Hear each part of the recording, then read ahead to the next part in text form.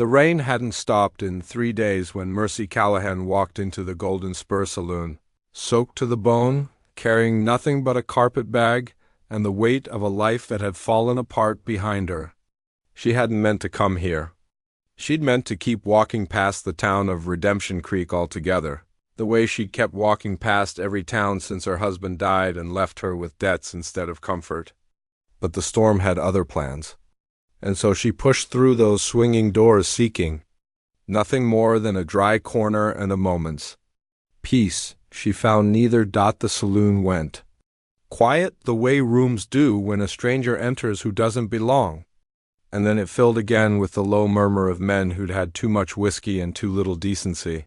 Frank Doss, the man who owned half the town and answered to nobody, rose from his card table with a grin that made Mercy's stomach turn.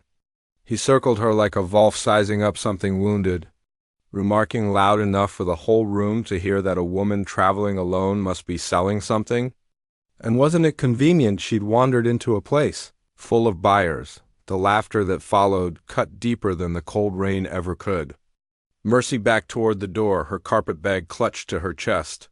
But Doss's men had already fanned out behind her. Blocking her retreat like this was a game they'd played before. Someone knocked her bag from her hands. Papers spilled across the sawdust floor, letters from her late husband, a photograph of her mother, the only thing she had left in the world, and the room laughed harder as she dropped to her knees to gather them. "Someone help me," she said, so quietly at first that she wasn't sure anyone heard it, then louder, desperate, aimed at faces that only sneered back. "Please, someone help me." Nobody moved. Nobody except the man sitting alone at the far end of the bar, a cowboy named Wyatt Cole, who had ridden into Redemption Creek that same afternoon looking for work and a place to forget his own troubles.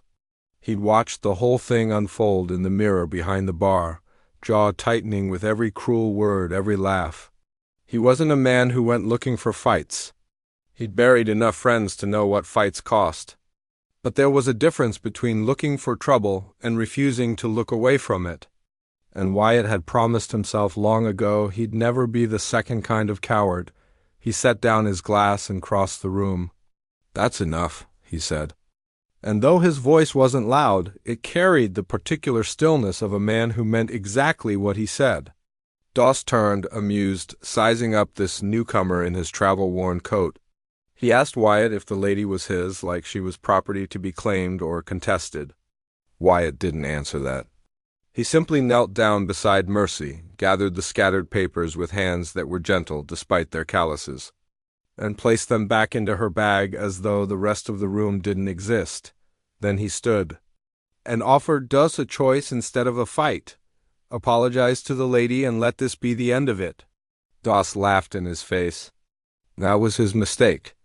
What followed wasn't the kind of brawl the dime novels wrote about, no dramatic gunplay, no chairs through windows. It was quieter and more devastating than that. 3 of Doss's men on the floor within a minute, and Doss himself pinned against the bar with Wyatt's forearm at his throat, not choking him, just holding him still enough to make his point. "You'll apologize," Wyatt said, "or you'll explain to the sheriff why a woman came through your town bleeding." Doss apologized. It came out strangled and furious, but it came out and that was enough. Wyatt released him and turned back to Mercy, who was still on the floor, shaking now, not from fear, but from the strange shock of being defended by someone who owed her nothing. He helped her to her feet. He didn't ask what had brought her to Redemption Creek, or why she traveled alone, or what ghost lived behind her eyes. He simply asked if she'd eaten, and when she admitted she hadn't in 2 days, he walked her to the diner across the street and bought her the first hot meal she'd had in weeks. It would be easy to say that was the end of the story, that the cowboy rode off into legend and the widow found her feet and life resumed its ordinary shape. But the truth was quieter and better than that. Wyatt stayed in Redemption Creek a while longer than he'd planned.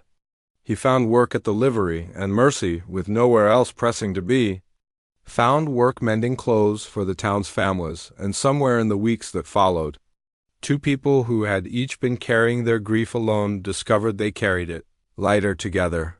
Doss never bothered her again. Word travels fast in small towns, and word of what happened in the Golden Spur traveled faster than most. Until the men who might have once seen an easy target instead saw a woman under the plane, watchful protection of Wyatt Cole, and thought better of it. Mercy would tell people years later that the moment that changed her life wasn't the day her husband died, or the day she left everything behind to start walking. It was the moment she knelt on that saloon floor with her whole life scattered in the sawdust, certain no one in the world would answer her, and heard a chair scrape back, and boots cross a silent room toward her instead of away. Kindness rarely announces itself with trumpets. Sometimes it looks like a stranger who simply refuses to look away. Sometimes it's a hand extended not out of duty but because some part of us still remembers we belong to each other, even among people who've forgotten it. Mercy Callahan walked into that saloon with nothing left to lose, and walked out with the one thing she never expected to find again, proof that somewhere in a world full of cruelty, there were still people willing to stand between a stranger and the storm, and call it nothing more than what was right.